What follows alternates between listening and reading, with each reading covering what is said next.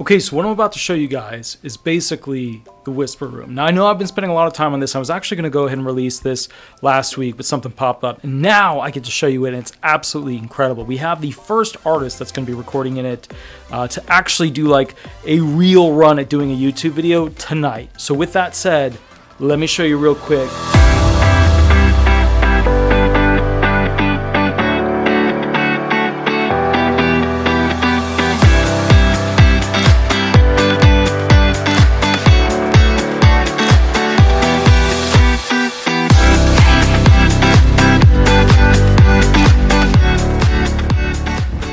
Okay guys, so here's the deal. Attorney Walter Hnot, you know who I am. Let's get right into it. You know that I love music and that I've been spending a bit of time collecting the gear necessary to start to like just play around with it, prototype, have a good time, experiment with the music, and see where it goes. Now with that said, we have the first artist here of the night that's going to actually be recording, and we're going to be using samples for it for YouTube. We've had other people here. I think it's about 4 people we've had here so far where I was just like, okay, let's do some basic tracking. Let's see how it goes.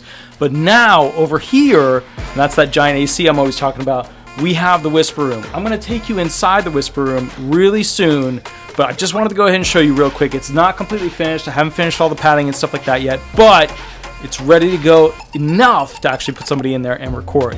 Let's get to it. Here it is. All right, bye-bye. Okay, so here's the thing. I ran every cable wrong, and I'm starting to understand why George Massenburg yelled at me at Berkeley, and I still think he's an asshole for it, and I hate him at a very deep level, but I'm ready to fire myself at this point because what the hell. Now, to be fair, we are using the ISA 430 with the JZ black hole, which is going through a splitter, also into an API 512C JZ black hole, also with the Chandler germanium black hole JZ, with a Chandler red with the Bronner, with the Neve Shelford with the Bronner, with the liquid channel with the Bronner.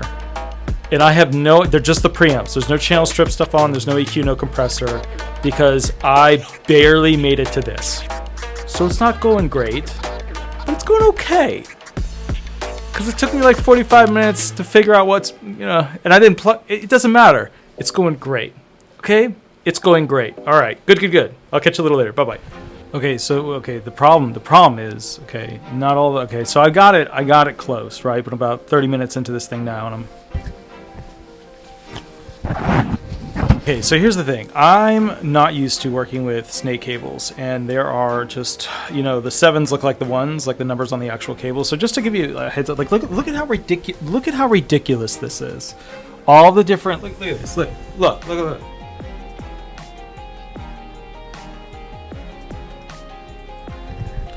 Okay, I think it works now. I could not, and I have 2 of them, which isn't a good sign. I could not get these to work because, I can't get them to work. So what I did was I shoved a Beta 57 directly into the butt of the processor. Always a good fit, always a good time. So that is what I'm using for my talkback. So anyways, guys, we are about to begin recording, I think, and then we'll go from there. All right.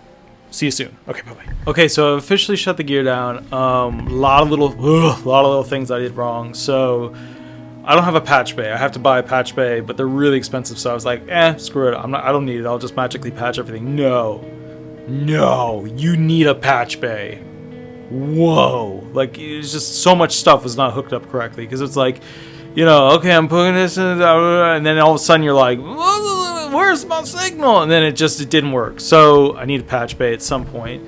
Next thing is I had to get the whole how to use these mix levels right, because and here's the thing, like, the artists, they want to hear their voice with all like the tubey, EQs and the sparkly, this and the reverb that, but when you just have it straight through the preamp, like, you're not getting any of that, right? So there was definitely some preference towards using the channel strips than using the just straight, the preamp. Of course, this one's a channel strip, but the point is, like, there's that, and they want to hear that reverb, but I have to figure out how to make that. I guess I'll have to have them hear it through the DAW as they're singing it for the effects already set up. I tried to use also on my laptop the pitch option, but the resources weren't there. And I don't want to spend like $7-8 grand on a Mac Pro tower at the moment. So like, I'll have to wait until I can like actually do more pitch related stuff. But other than that, and it being really good and failing at the same time, I feel like I would give it a solid, like my ability to do it is now going to increase. So I feel like it's a solid 10 out of 10 for me in the future, but not that for right now. Anyways, I will catch you a little bit later. I hope you're doing well. Have fun. All right, bye-bye.